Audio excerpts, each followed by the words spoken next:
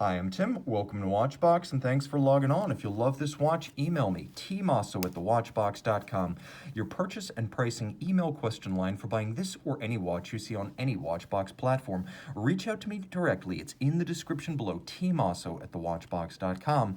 Today, we're discussing the Royal Oak that everyone loves. Made from 2005 to 2011, this is the Royal Oak Automatic 15300OR, a lovely traditional 39mm Royal Oak that has the caliber 3120 in-house caliber, and here a lovely and cheerful combination of black alligator strap with contrasting blue stitches.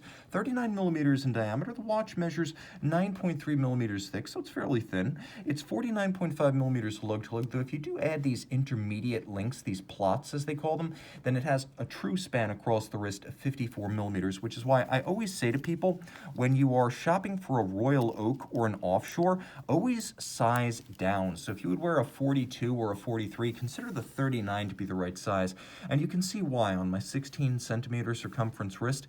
The watch is broad. That's just the way it is with Royal Oaks. They always wear larger than their rated size, which is why I would say you probably don't want to wear this watch on a wrist much smaller than 14 centimeters circumference. It looks good on a big wrist too, and it's nice and flat, so it'll fit under a cuff. You can see the cuff shot, you can see the over the top shot, and then down the barrel. I've got a little bit of clearance. I could go smaller, but not a whole lot smaller. Taking a quick look at the strap, it's an interesting piece. AP factory strap with a contrasting stitch. This would have been a special order item. Now you can see that it includes junction with the case that's assembled by screws and bars. So the screws and the bars are more secure than spring bars, but they're also a little bit more expensive to make. But I'm glad to see AP sparing no expense in doing the right thing here. Now there is a full deploying clasp, AP logo style, polished internally.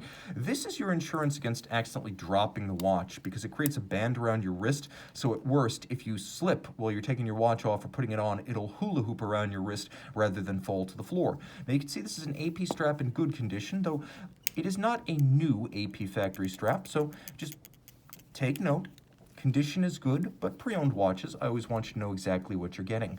The timepiece, as a pre-owned watch, has incredible case definition. You can see the satination, the beveling of the lug hood, the swelling of the bevel at the edge of the lugs, how it thins out at the mid-case, the break between the satin of the bezel top and the polished rounded flanks. All of this is surgical, as good as the day it left Les Brassus in the Vallée de Joux. And you can even see that the peripheral satin finish of the bezel is unmarred. Now there are a few references, of course, to the watch's design. There's a screw-down hexagonal crown. This is a 50-meter water-resistant watch that can be used for surface swimming on a water-resistant band. And then you can see that hexagonal crown, it really echoes the white gold bolts that are inset in the octagonal bezel. The contrast is exquisite, and as you can see, the bolts are recessed. Whenever these become flush, that is always the threshold for replacement of a bezel at Audemars Piguet, and you can see to good effect all of these are still well sunken.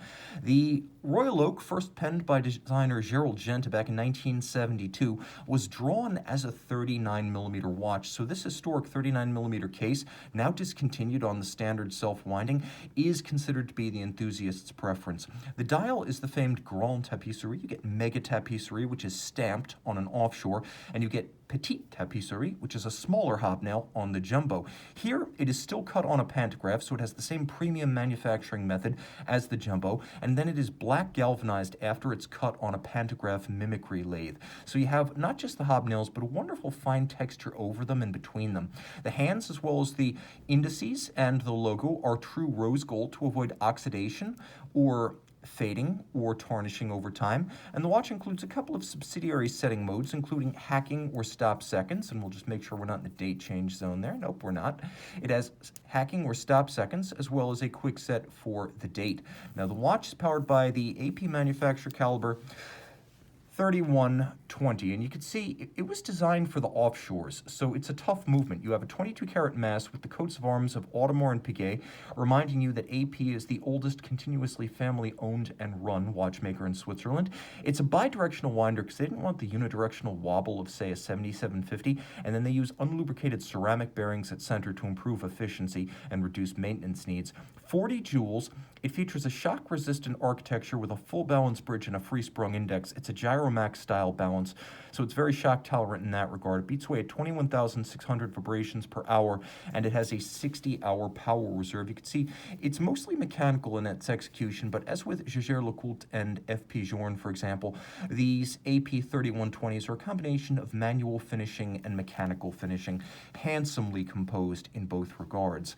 This is an outstanding and legendary watch from a truly great brand. If you want the definitive Audemars Piguet, you want a 39mm Royal Oak.